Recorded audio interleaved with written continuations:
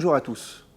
Nous avons parlé précédemment d'un point essentiel dans le combat contre le Yetzer Hara, qui est de remplir son temps et éviter à tout prix d'être oisif. Nous évoquerons aujourd'hui un deuxième point essentiel, qui a été mentionné dans une vidéo précédente, mais qui est capital dans le sujet que nous traitons aujourd'hui. C'est l'attachement au tzadikim. On pourrait se demander quelle est l'utilité du tzadik dans un combat qui ne concerne finalement que nous et notre libre arbitre.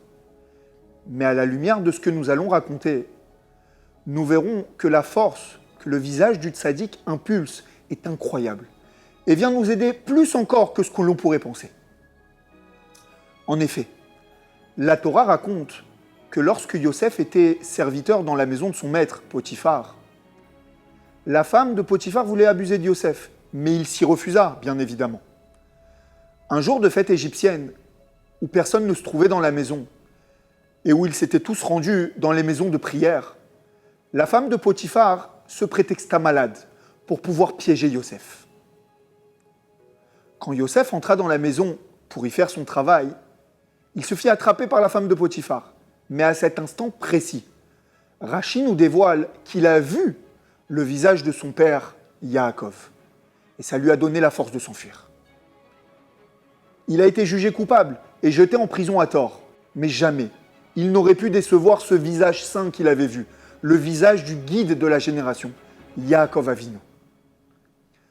Ce n'est d'ailleurs pas pour rien que la notion de hitkashrut, de l'attachement au rabbi, est une notion capitale dans la chassidoute. L'abnégation dans les paroles du maître, l'engagement d'accomplir toutes ses directives, étudier son enseignement avec toutes les fibres de son âme, constitue l'un des piliers d'un chassid. D'ailleurs, le Hayom Yom du 14 Shvat nous dit explicitement les notions que nous venons d'expliquer. En voici les termes. À chaque époque, nos maîtres eurent coutume d'invoquer la miséricorde divine pour les chassidim qui leur étaient attachés. Ils éprouvaient pour eux en retour de l'affection et de l'attachement. Se souvenir de quelqu'un met en éveil ses forces les plus profondes. Nous voyons concrètement que lorsque l'on fixe fortement une personne, on attire son attention et son regard. En effet, un regard perçant éveille l'essence de l'âme. La pensée exerce également le même effet.